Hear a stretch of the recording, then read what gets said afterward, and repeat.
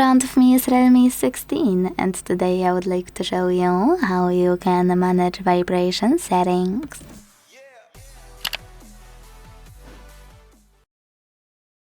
First, launch settings and scroll to tap on sound and vibration.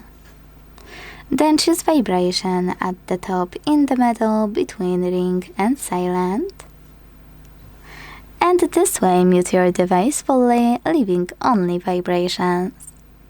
If you wish, you can always tap on ring on the left to unmute your device and enable or disable haptic feedback for your incoming calls thanks to this switcher here.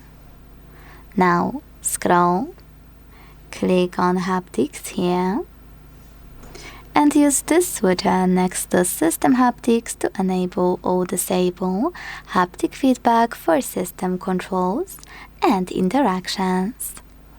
Thanks so much for watching. If you enjoyed this video, leave a like, comment and subscribe. Bye!